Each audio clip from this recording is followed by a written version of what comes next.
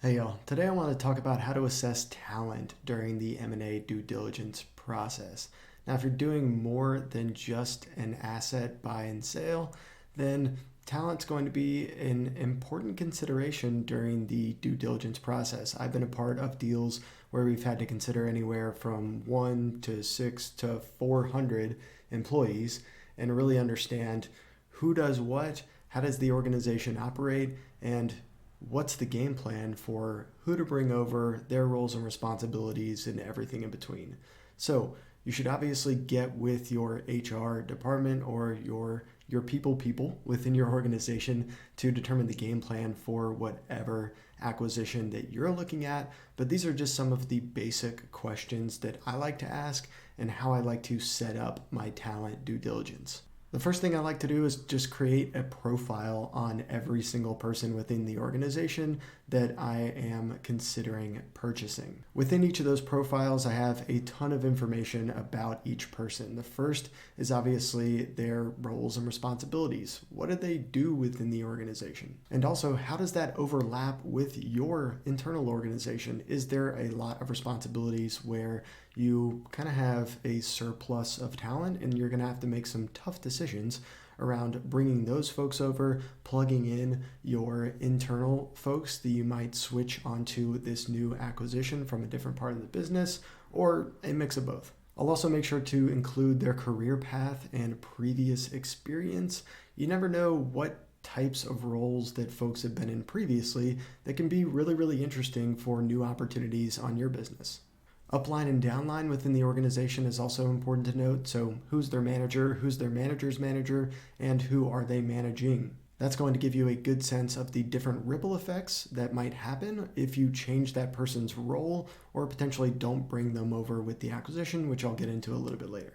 Outside of the basics, you really want to understand, do they bring a unique knowledge or skill set to the organization? So if they're not there, do certain things fall apart? Do you not have the appropriate documentation for the things that just exist in their head?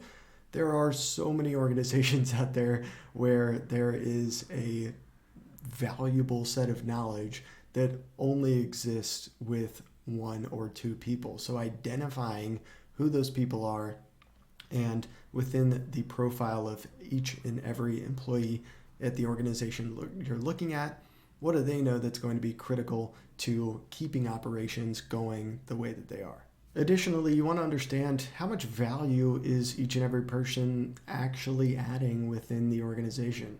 Are they a key player in that company, or are they just kind of a butt in a seat where you can potentially upgrade that position or just put anybody in that role to be able to execute it effectively? If they're a key player, obviously those are folks that you potentially want to retain and incentivize to grow with the combined company post-acquisition, and something you want to consider with your offer letters and really how you structure that person's role within the new combined org. You also want to understand if they have any close relationships within the business. If you don't plan on bringing them over with the acquisition, do they have such close relationships with other people that there are a lot of other people that you didn't want to leave that are going to leave? That ripple effect is incredibly important to understand so that you can get ahead of it in the planning process. Obviously, you want to understand their current pay as well. Are they getting paid fairly for their roles and responsibilities today?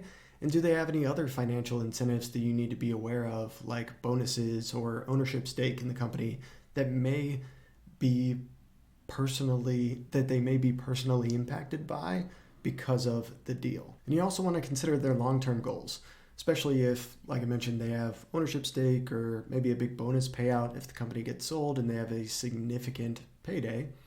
Are they just gonna want to cash out and hit the road?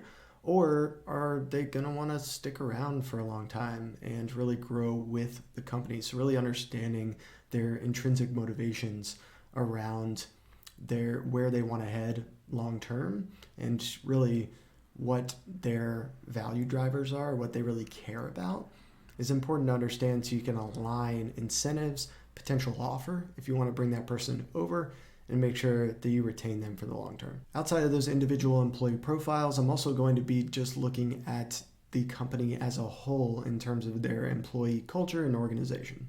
I'll look at things like Glassdoor and other reviews to really see what current and former employees are saying to see if I can gain any insights there. And I'll also look at things like employee perks. Are there really unique ones or a lot of them? And do people really care about them? Is that a big part of the culture? And if you don't maintain them, are people gonna be pissed? You also want to look at the overall structure of the organization. Is it appropriate for their current size and growth goals? Are they overly structured and have way too many levels for the period that they are in right now? Or is it a little bit chaotic and they could use a little bit more structure in order to really meet their goals and KPIs? And if you change this structure or just add structure in general, is that going to disgruntle a lot of people with that amount of change? And what are, again, the ripple effects that can potentially happen with those changes?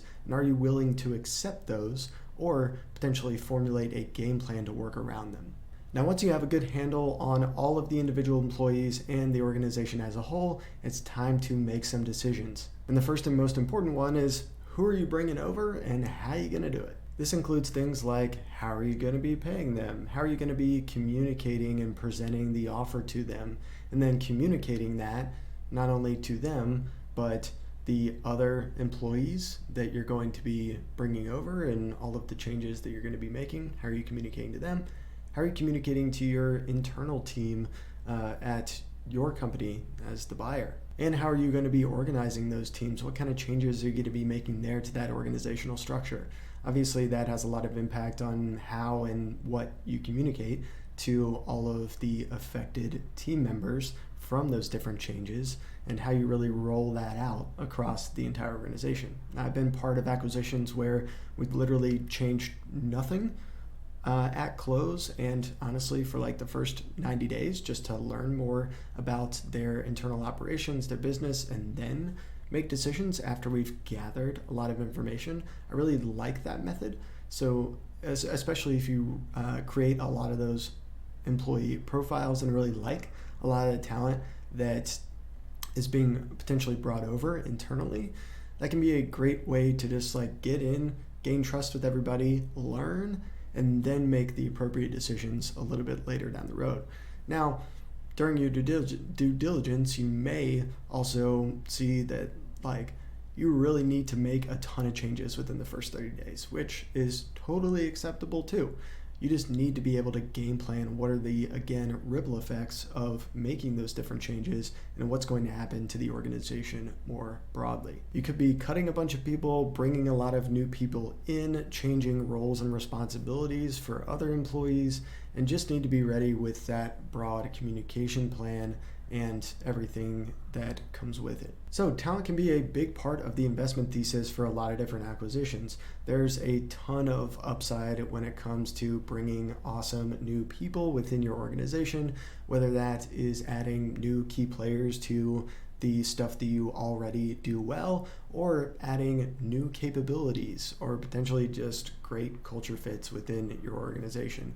So talent due diligence, really, really important. I'm going to have some more videos on the channel around talent and my thoughts from my experience in previous acquisitions. But y'all let me know your thoughts and comments in the comments below, and I'll see you in the next video.